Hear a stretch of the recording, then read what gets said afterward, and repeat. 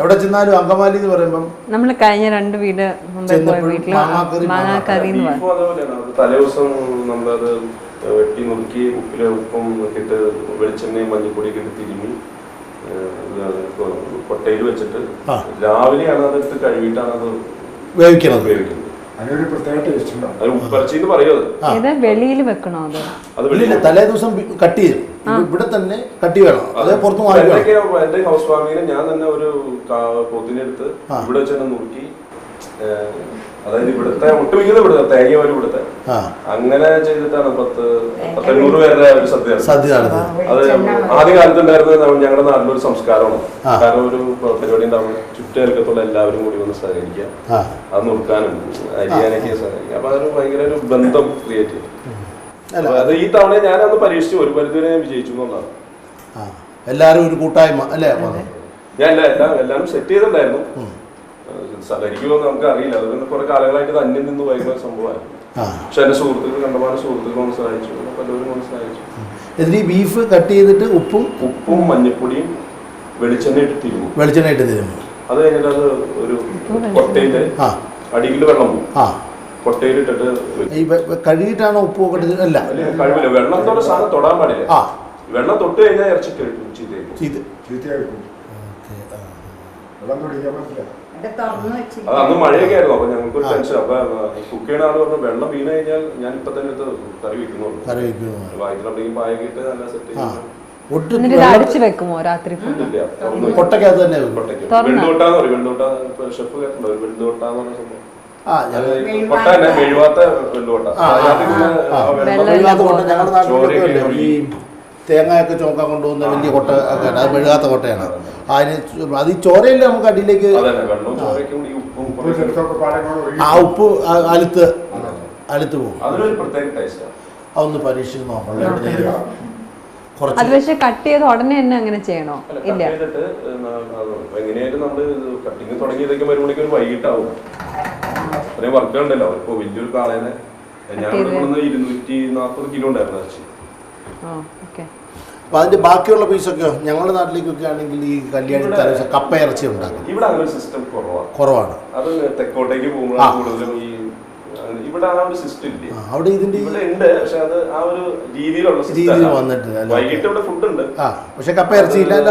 മറ്റേ കോഴിയുടെ പാർട്സ്, ഇതിന്റെയൊക്കെ ഇത്തിരി നെയ്യ് കൂടിയ ഭാഗങ്ങള്.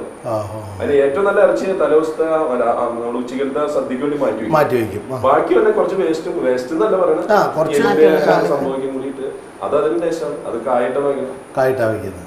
ഈ കായിട്ടതിന്റെ കാരണം എന്താണ്? കായല് നെയ്യൊക്കെ പിടിക്കാൻ വേണ്ടിയിട്ടാണ്. അല്ല, നെയ്യ് കാ വലിച്ച് അബ്സോർവ് ചെയ്യാനോ അങ്ങനെ.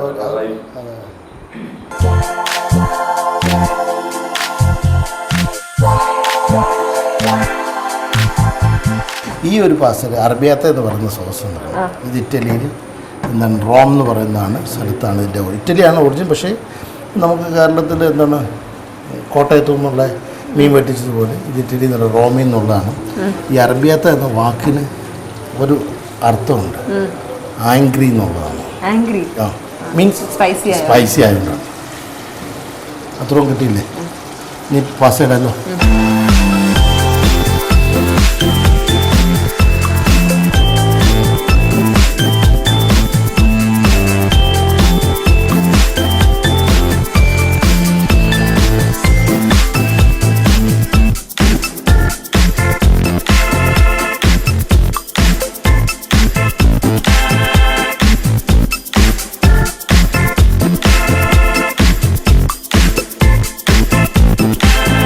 ആപ്പിൾ ഫാന്റസി കണ്ടിട്ടുണ്ടോ? ഇല്ല. ശരിക്കും ആപ്പിൾ ഫാന്റസി എന്താണ് ഉദ്ദേശിക്കുന്നത്? ആപ്പിൾ ഫാന്റസി എന്നൊക്കെ പറയുന്നത് ആപ്പിൾ ടൈമൊക്കെ ആണോ? ഇത് ഞങ്ങൾ ഫ്ലോറയുടെ ഒരു ഡ്രിങ്കാണ്. Flora create ചെയ്തേക്കുന്നതായിരിക്കും. ചിലപ്പോൾ വേറെ എവിടെ ചെന്ന ഈ ഒരു ആപ്പിൾ ഫാന്റസി ഈ ഷൂട്ടിന് ശേഷം ചെന്ന് കഴിഞ്ഞാൽ ഉണ്ടാക്കുമായിരിക്കും. ഇല്ലെങ്കിൽ ഇതുപോലെ ഉണ്ടാക്കത്തില്ല. ഇത് വളരെ ഫ്ലോറയുടെ ഒരു സ്പെഷ്യാലിറ്റി ഡ്രിങ്കാണ്.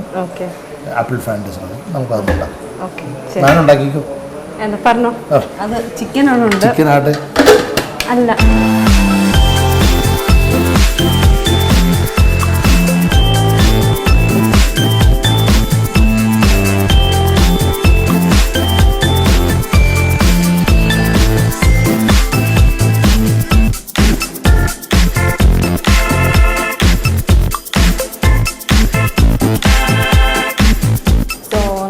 ചെയ്ത് കഴിഞ്ഞു. Fruit juice. Fruit juice. എന്തായാലും പറയുന്നത് apple apple fantasy. Fantasy. Apple fantasy. Not the regular one.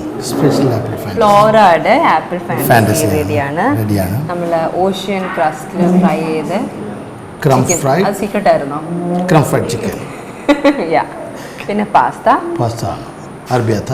യാ. പിന്നെ കുറച്ച് ഫ്രഞ്ച് ഫ്രൈസ് ഇരുന്ന് ഫ്രൈ ചെയ്ത് വെച്ചു. അതിന് ഡിപ്പ്. ഒരു ചില്ലി ഗാർലിക് മയോ. ഈസി ആയിട്ട് ഉണ്ടാക്കി. അപ്പോൾ നമുക്കത് കൊണ്ടുപോയി കൊടുത്താലോ? കൊടുക്കാം. I am ready.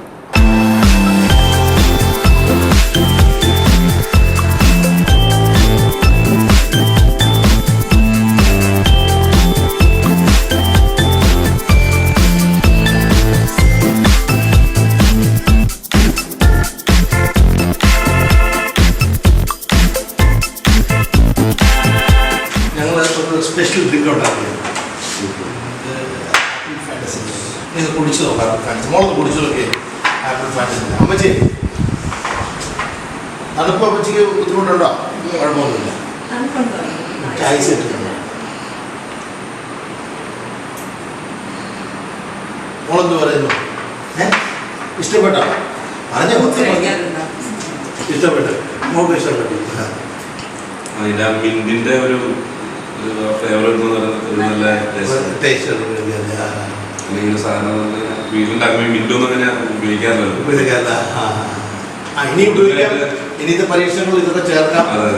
ഇത് ക്രം ഫ്രൈഡ് ചിക്കൻ ആണ്. ക്രംസ് ഉണ്ടാകുന്ന ക്രം ഫ്രൈഡ് ചിക്കൻ ഉണ്ടാക്കുന്നത്. അതിന് സോസ് ചില്ലി മയോ.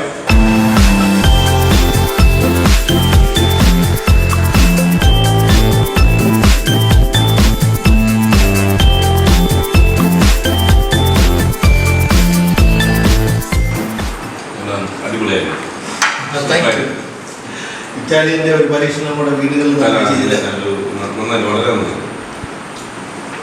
ഞങ്ങൾ നോക്കിയിട്ട് ഈ ഗ്രേവി എനിക്ക് ഇവിടെ ഉണ്ടാക്കുന്ന അത്രയും കറക്റ്റായില്ല. പക്ഷേ നല്ല കറക്റ്റ്. അപ്പൊ ഞങ്ങൾക്ക് അത്രയും നന്നായിട്ടുള്ളൊരു ഭക്ഷണം ഉണ്ടാക്കി തന്നതിന് വളരെ നന്ദിയുണ്ട്. ഇത്രയും നല്ല മനോഹരമായ വീട്, വളരെ നല്ല കിച്ചൺ. ഭയങ്കര ഹാപ്പി ആയിരുന്നു. Thank you so much. Enjoy your meal. So that was another episode of Food to See You on Kappa TV with me, Anne Benjamin and Roy Pothan of Flora International Hotel, Nedumasheri. So we'll catch you next time in a new house with new dish and lots of new things. എന്തെങ്കിലും special ആയിട്ട് ഓണത്തിന്റെ ഞാൻ already റെഡിയായി. Ready ആയിക്കൊണ്ടിരിക്കുന്നു. അത് തന്നെ ആയിക്കൊണ്ടിരിക്കുന്നു. So we'll catch you next time. Till then, bye.